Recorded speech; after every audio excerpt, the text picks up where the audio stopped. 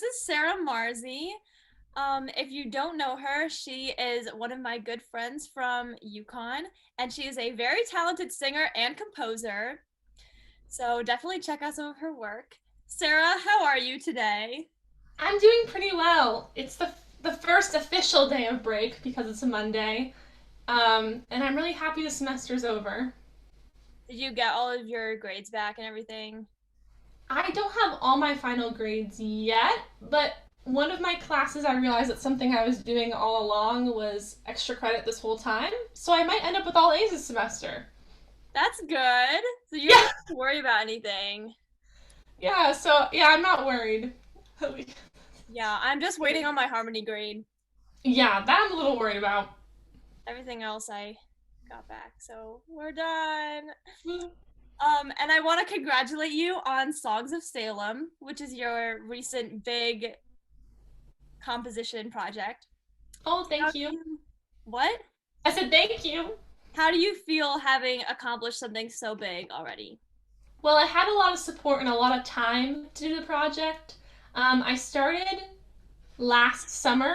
I got the book of poems that called Toward the Hanging Tree, Poems of Salem Village by Ginny Lo Connors. I found it in the library, and I really liked all the poems and thought they'd make a great musical drama some way or another. So then I found the Holster Scholars Program at UConn, which is a fellowship program for researchers, undergraduate researchers in the honors program. It's only freshmen.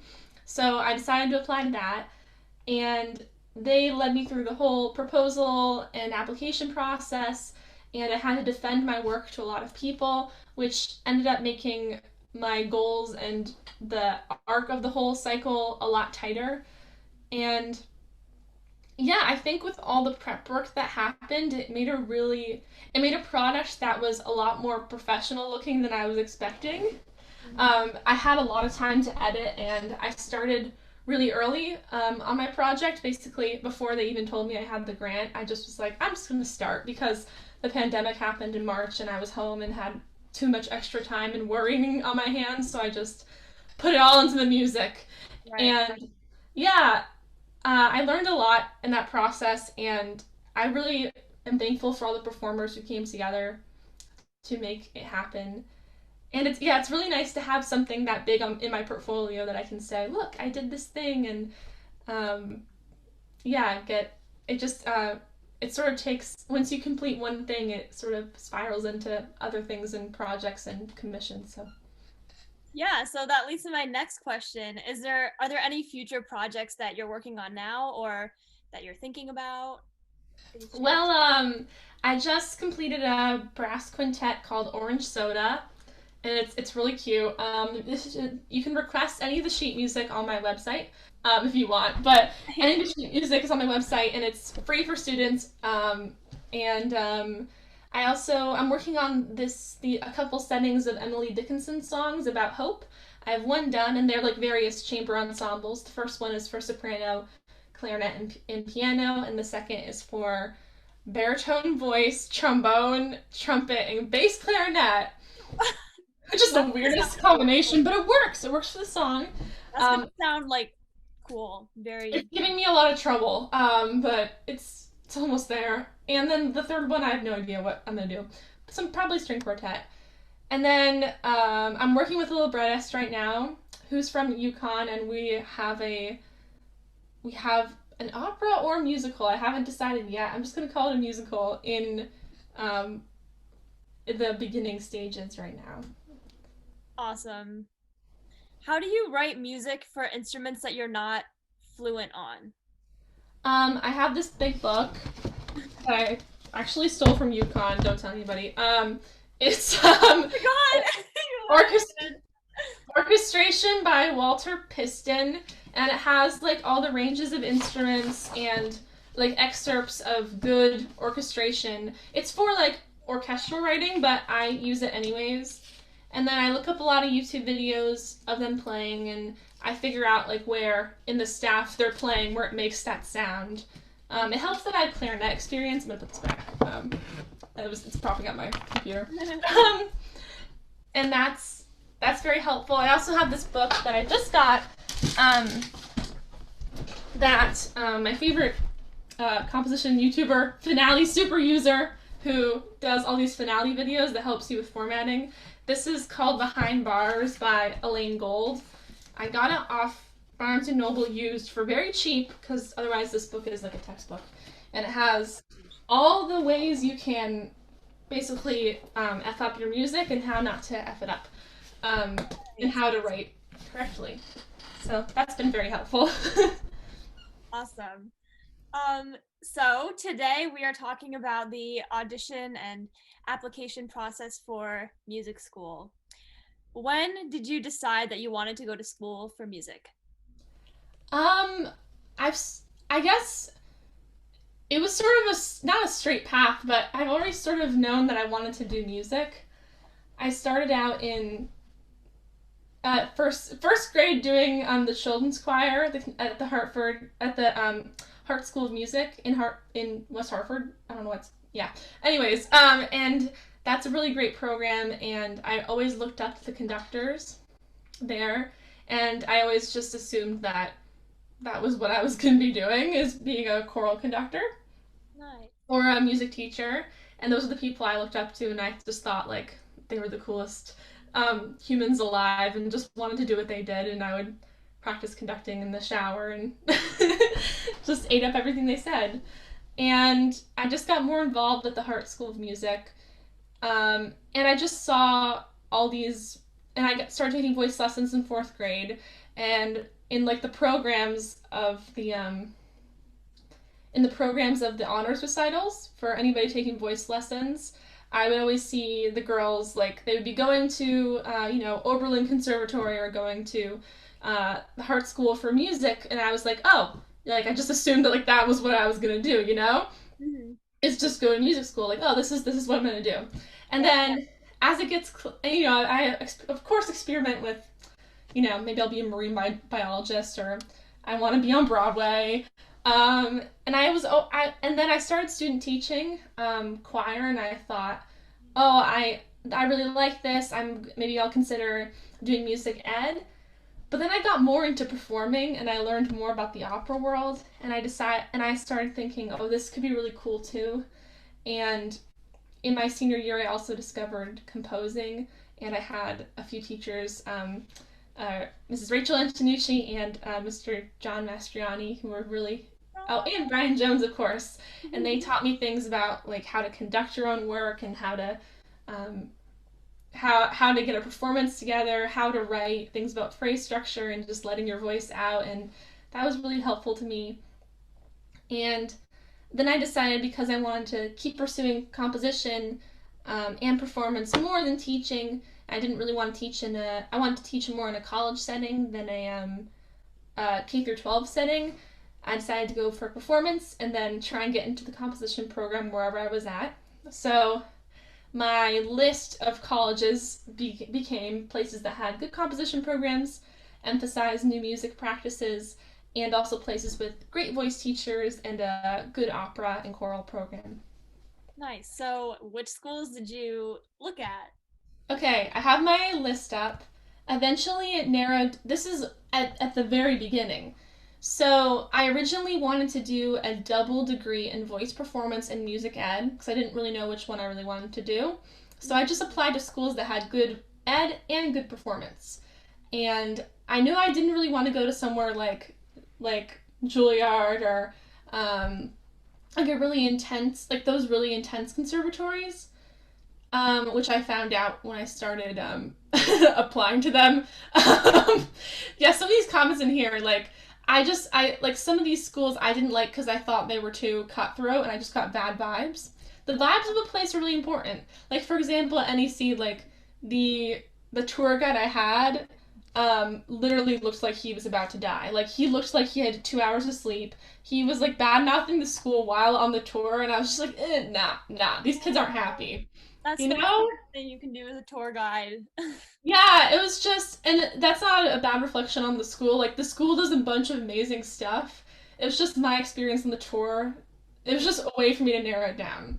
So Yeah. these are all the places I sent in pre-screenings. UConn, you notice, is not on this list. I thought I didn't want to go to UConn until I toured it. Hmm. It was my last choice. Fun fact. Me Yeah, too. my first choice. So I wanted to go. So I sent in pre-screenings to Ithaca, Boston Conservatory, NEC. Oh no, UConn's on here. UConn. It looks nice. Okay. I'm so funny. Okay. The Hart School, Eastman, CMU, and Peabody. Peabody at Johns Hopkins. No, I didn't send a pre-screening into there because I decided I didn't want to go there. And then Oberlin. Yes. Cool. Those are the schools I sent in pre-screenings to. I also sent one into Cincinnati, and Cincinnati and NEC both cut me from their pre-screens, so I couldn't audition.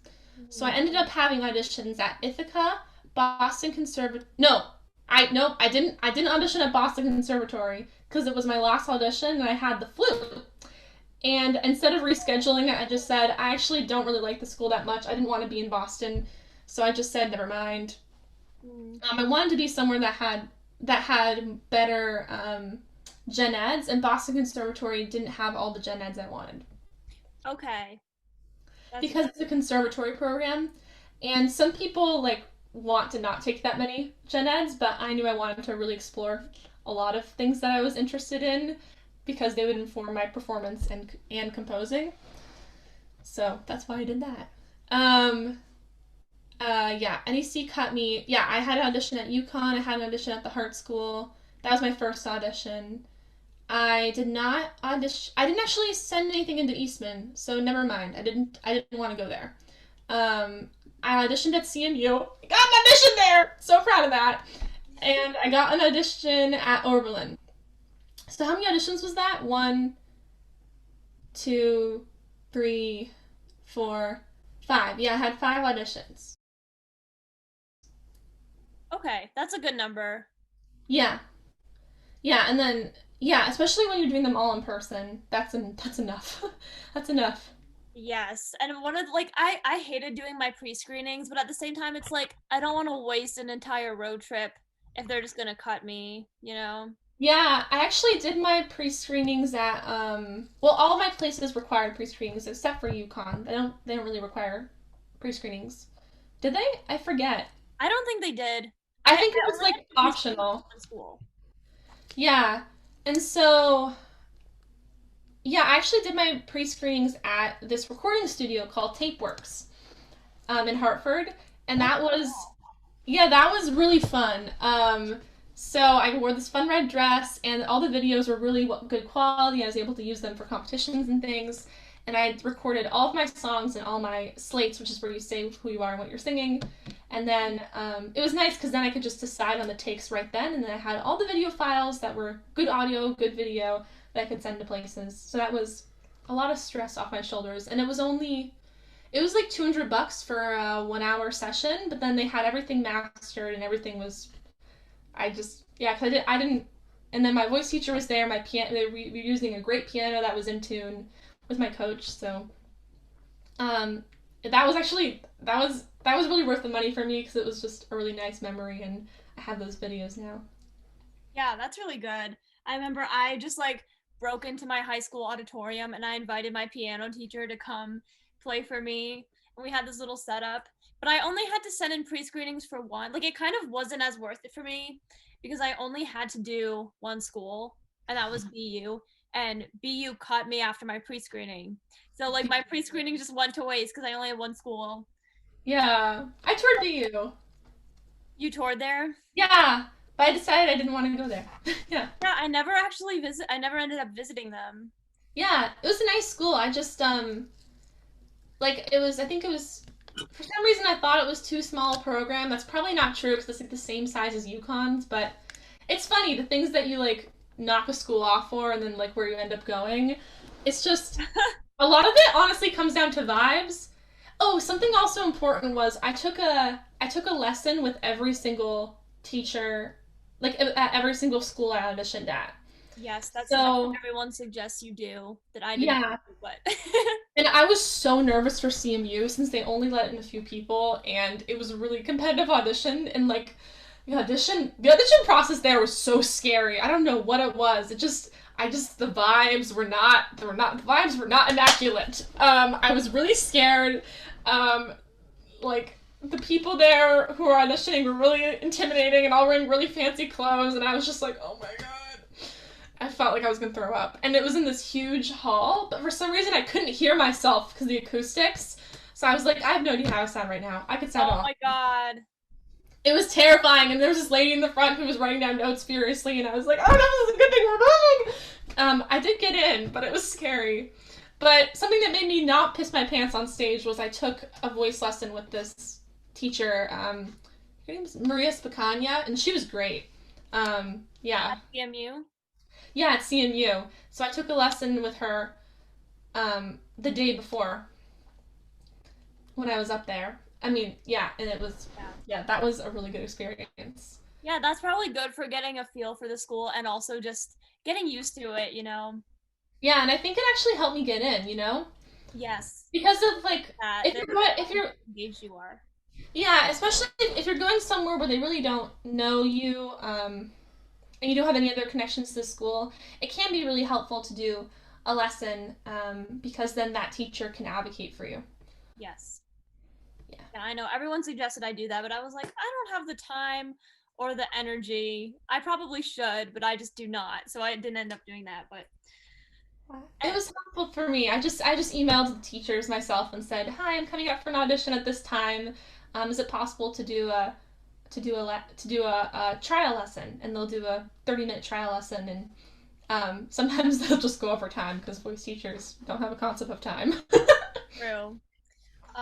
Yeah, for anyone watching this who's applying to music school, schools love when you show that you're very interested. Like if you set up lessons, if you just like email them questions, thank them, even for like any school, if you do an interview or something, thank them afterwards, you'll like stand out and it's so easy. Yeah. Yeah, I know. Whenever I was visiting UConn, I made it a point to just walk into the. I just walked into the music building, and every single time I would see Spillane, I got to talk to him. Nice. So it's good to make connections so they know your name. So your name pops up multiple times. So reach out to the professors. If you love choir, reach out to them. If you love music theory, reach out to them and then ask to shadow a class or something like that. Yes. Even online, they can give you a pretty good shadowing experience. Yeah. So, oh yeah, because everything's online now. Yeah, I don't know how Yeah, they give you a into the process. I know people are doing like virtual tours and stuff. yeah. It's just even if you just want to set up like I think that face to face time is really important. Like the reason I decided on UConn was because of their open house day. And I remember like Dr. Rice and Ron Nelman just like talked to me and my dad for an hour Yeah. during that. And I felt like they really wanted me there, and I felt like I would be really taken care of by the professors and that they were really invested in my success. And so that's why I decided to go to UConn. Like, you can't really get those things if you don't spend time with the people you'll be spending you're spending your 4 years with. And you have, especially with smaller music departments, which is most music departments, you're probably going to be having the same professors all 4 years for a lot of your classes. So it's important that you do the research on all the faculty and see if they're people you would want to spend time with. Yeah, I remember I just did not want to go to UConn. Like from the beginning, I was like, yeah, UConn's like the default for all the kids who went to my high school. And I was like, I want to get out of Connecticut. I want to go somewhere where I don't know anyone from my high school. Mm-hmm. And then I still never really liked it until I actually spent a day there and I visited and I was like, the vibes here are so chill and I just feel comfortable. And I just felt so comfortable there. And like you said, like I felt like they actually wanted me there. Yeah. And I felt that they were very interested in me, like personally. And that's not a vibe that went away. It's not like it was like fake. You know how some schools are, No. oh, we really like want sopranos or something and they act all interested in you, but like UConn was just genuine without being Yeah. overbearing. And I just felt comfortable. Yeah. All it really takes is like that one. It really it really is the connection you get with the professors. Like Mm. at Oberlin, I had a really good experience too. And I was choosing basically by the end between Oberlin and UConn. Okay. Oberlin's audition day was so cool because they had this like all. I have my sticker right here. Oh my God.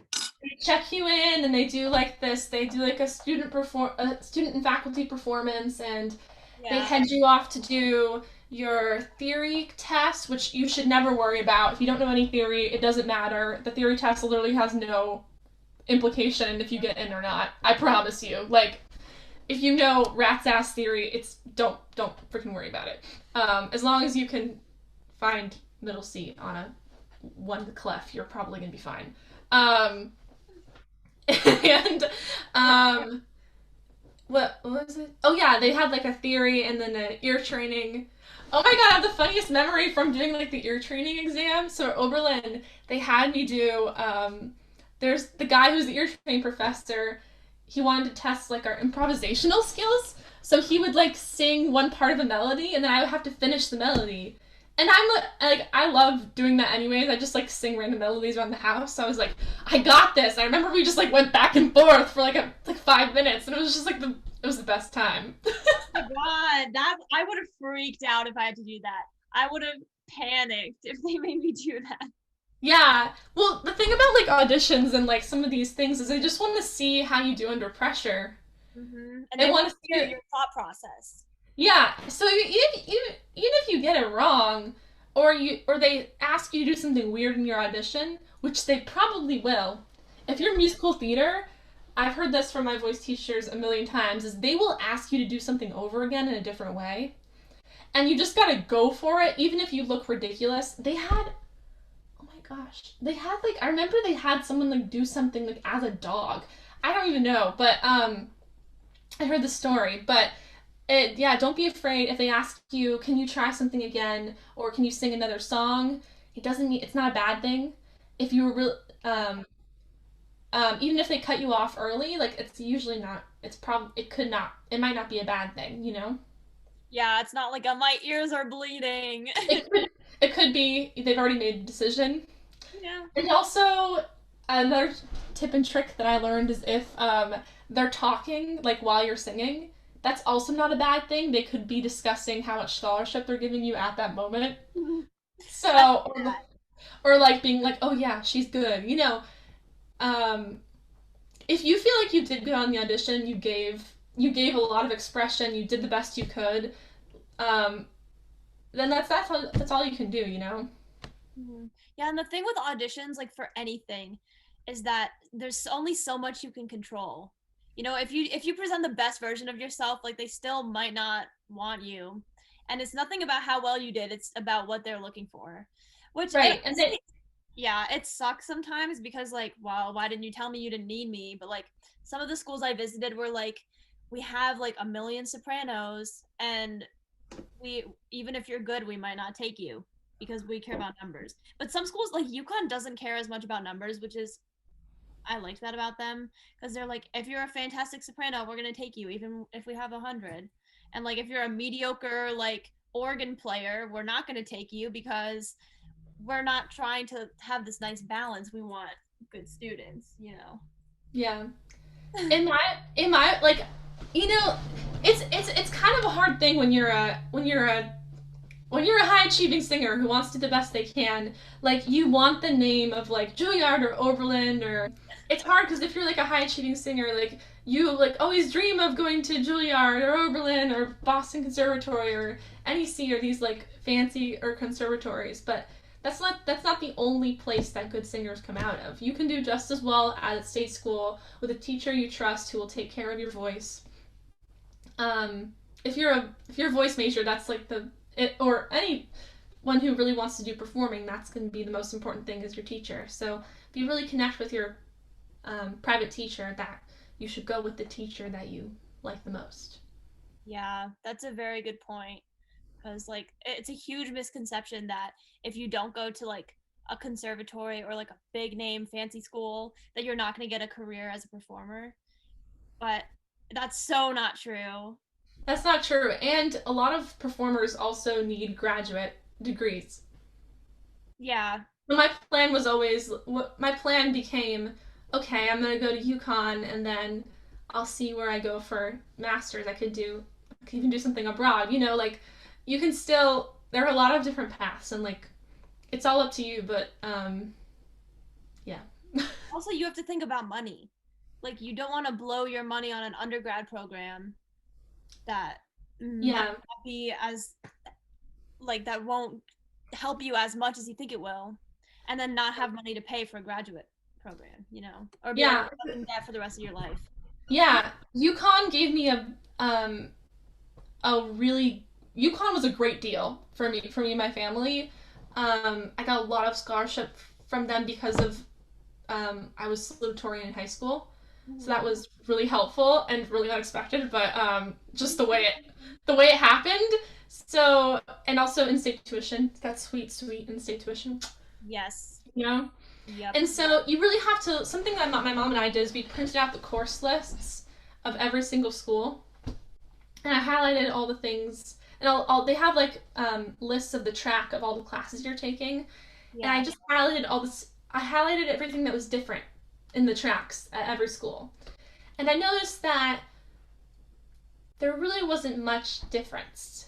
Mhm. And there was also more flexibility at UConn, which is something I really wanted to do because I wanted to also take a lot of composing based classes. And at some of these other conservatories, I felt like I would just be pigeonholed into only voice, and I didn't want that personally. But if you really want to focus and you know that's what you want to do, like go ahead by all means. There's still ways to explore within a more intense program. But that's what my thought process was. Yeah, and UConn has a gazillion gen eds, and they Yeah. have a good honors program. Yes, that was something that was important to me. And also, UConn had a lot of opportunity for undergraduate research and doing extra projects. And I'm a person who loves extra projects, and I felt like UConn would be a place where they would let me do and like support me in my own endeavors, my own extracurricular endeavors. Mhm. And I could really make a name for myself there, and that's what I wanted. Yes, absolutely. Um, okay, so Common App, how did that go for you? I know you have this fancy bullet journal that kept you organized. Yes, I have. Yes, my Common App essay. It's when you're a music kid and you have like 18 extracurricular activities, it's real to put those all into the Common App with all the drop down menus. Like, F that. So I wrote my Common App essay really early because we need to do it for school, and I recommend that get that done the first thing. Because the personal essay, right? There's two essays, right? Or is it just one? I think there's just one, There's just like, one, right? And statement. it has like the 5 prompts, and the last prompt is like whatever you want. Yeah. So I just wrote the essay, and then I picked the question that went with it. Oh, that's smart. Yeah, because you could really write whatever you want. Um, don't if you're an engineer, don't write about Legos. That's the question. That's what they told me because everybody writes about Legos. Like, when I was 6 years old, I built this gigantic Lego tower, and that's when I knew Yep. my destiny. Apparently, everybody writes that. So I wrote about. Let me see. Oh, yeah. I wanted to do something music based because you have to understand that the people. If you're applying to a school that has that's an academic institution has a music school within it, there's two separate groups of people who are looking at your application. There are the people who are okaying your audition, and then there are people who are okaying your academic application. So those academic people don't necessarily know that you're a musician. So it's okay to talk about music in that, even if you have to do other essays for the music side of things that are also about music. Because they might look at, the music people might look at your Common App essay, but it's really that the academic people that you're trying to impress with that. Because you have other essays for music usually. There's usually a whole other application for Oh my the god, music I department, hate those. which sucks honestly. But so my Common App essay was about my experience um, was I used lines from my favorite song by Ricky Ian Gordon, and I explained basically just like what the poem means to me and who I want to be as an artist, and how important that song was to me in my artistic and personal development.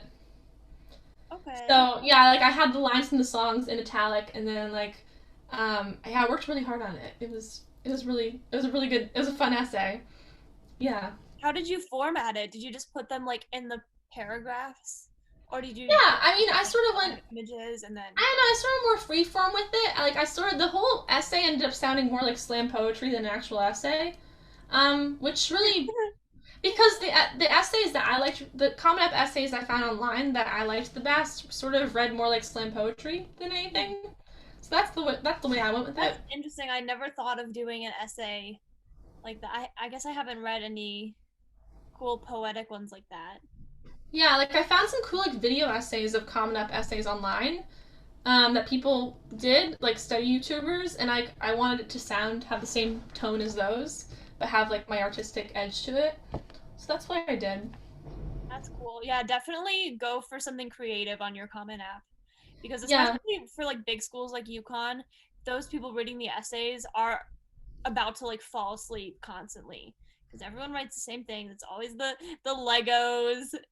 yeah, yeah, and they go through your applications really quick, so it's important that you don't that you just stick to one idea. It can be very specific, like mine wasn't my whole life story. It was just what this one song meant to me, you know. Um, Giving your whole life story is, I would say, probably not a good idea. I like to, like, in my opinion, the snapshot essay of all the essays I've read from my friends, which I read a lot because we had like a whole class on this. Yeah, Um, same. all the essays I read, the ones that dealt with something very specific and then connected it to who you are as a person, and did it really show, and did the show not tell thing. Like show who you are as a person by adding things like dialogue, how you react to your situation, um, like really just telling a story about you. That seems to work a lot better and also resonates with your audience a lot better. Yeah, that's a good point. I wish I had that. I don't even remember what I wrote. I really cannot tell you what I wrote for my essay. It was something dumb. I remember thinking like, oh, I need to find like this big tragedy that happened to me so I can like make everyone cry. Because like I feel like the everyone wants to do this like big dramatic essay for their Common App. You know what I mean? Yeah, it Tragic doesn't really story. have to be dramatic. They just want to see who you are as a person. And my thing was let them know who they are as a person, so it's harder for them to reject me, you know? Yeah, that's a good way of thinking about it. Like you don't need this huge dramatic event that happened to you, but if you can like reveal who you are in a creative way, even in a positive way, like I think Yeah. a lot of people's And if you're funny, write a funny essay. Like there's nothing stopping you. My friend did the funniest essay about her experience working as a cashier at our grocery store and all the weird things she saw. And yeah, she got in where she wanted. that actually sounds genius. I want to read that kind of. Yeah, like just and my other friend just wrote basically his stand up routine into his. That's cool. Yeah, so yeah, just don't be afraid to be creative with it. True. Um, what else? Did you have any trouble like coming up with your resume and your like repertoire list? Because I feel like you had a good start on that in high school. Do you have Yeah, a I had to do that to. I basically used this the same template as I did to apply to summer programs. I did the Opera Institute at the Washington National Opera Institute, and I basically used the same resume and just changed it up. And I also had two different resumes. I had one resume with all of my that fit all my musical experiences on it, and like every musical teacher I've had, and not everything, but most all my more of my important musical experiences, and then my academic um, resume that I sent with my college with my Common App Mhm. that had things like my honor societies, volunteering, other things that, and it made me look more well rounded, you know. And Yeah. my music resume shows what a music teacher needs to know, which is what summer programs I've done, um, what teachers I've had, what all states or regionals that you've gotten into, had all those things. Mm. Okay. I think that's everything about the audition process. Is there anything else you want to talk about, or do you have any other tips for our viewers? I do. I do have one more tip, but it's the audition. Audition days are really stressful, so it's important that one exercise that really helped me was in sophomore year. I was in this class, this performance class, and they made us do like a checklist or like a schedule of our perfect audition day. And then I'll share it with you. But and then I made this checklist and printed it out before every before every before every audition. I did this checklist and I checked it off, and these are all the things I absolutely had to bring with me that I wanted. And it's okay to treat yourself like a diva because then you will do better. True. So if I was so morning of, I would like clear all the mucus out.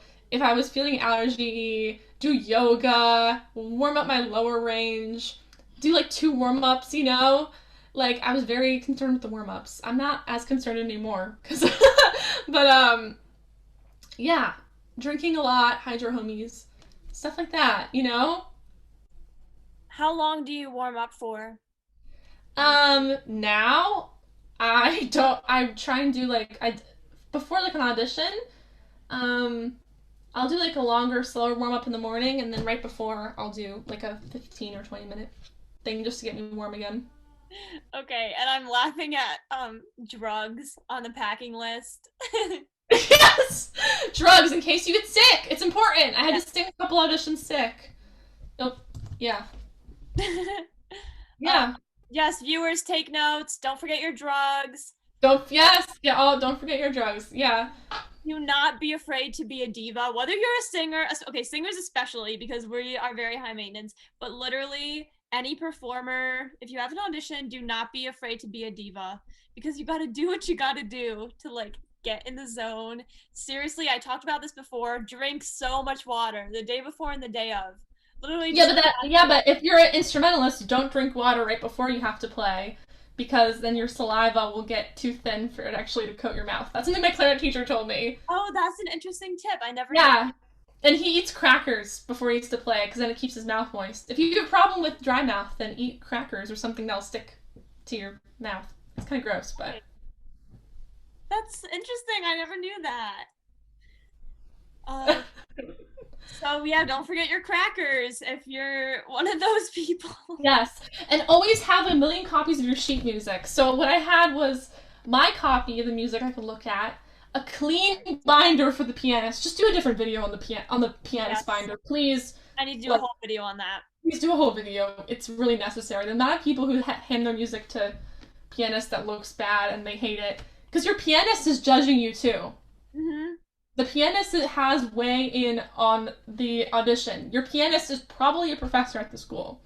Yep, and I have a story about that when you're done explaining. Yeah. And oh my god, yeah. Wait, I have more things. I have more things that I want to say. I made a huge mistake at my UConn audition.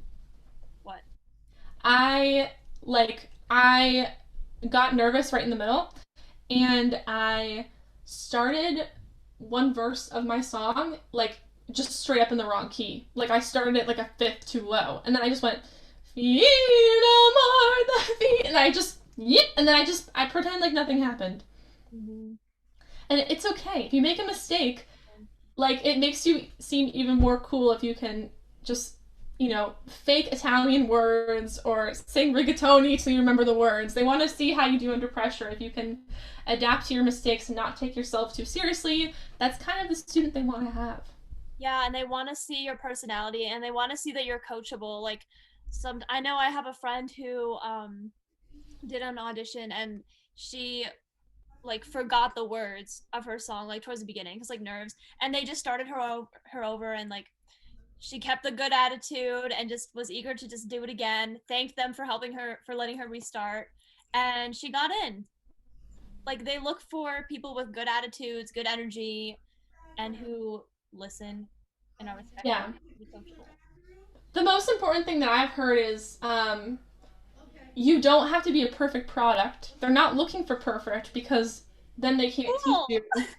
and there's nothing for them to teach you if you're perfect. Exactly. So they're looking for someone who's easy to teach, who will Precisely. make their jobs easier and enjoyable. And Hmm. also, don't forget at the audition, you're also auditioning them. And if they have a stinky attitude, and if the people who are running your audition, who are students, are being stinky to you, then that's something to take into account too. Yeah. You're paying these schools probably a lot of money, so you also have to be on the lookout and not just thinking of, oh, will they take me? Will they take me? Will you take them? Yeah, that's the way you got to think about it. Be like, they all want me. I'm the one in control here. Like honestly, if you think of yourself as a consumer, then a lot of the nerves go away because you realize that they got to serve up, you know? Yeah, it's like real estate. Like it's like Yeah, buying a house. Does this house have enough bathrooms? No. Bye bye. enough practice rooms. Enough practice rooms? Yeah, Good pianos? No? Okay. exactly. That takes some of the nerves out of it and some of the pressure on yourself. Yeah, totally. Um, yeah, so what happened with my audition at UConn is like I was waiting outside and there was this boy in front of me and he comes out with Alan, who was doing the he was the accompanist for that day. And like the judges, the auditioners were like taking notes or whatever, so they both had to come out of the room. And Alan is like, these pages are out of order. He was like, next time check the order of your music before coming into an audition.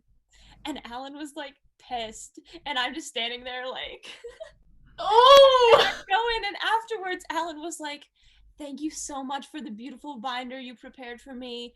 Your singing was wonderful and so expressive. Like, I really enjoyed your audition. And I was like, hallelujah, praise the Lord. And he was the only accompanist who was that nice to me.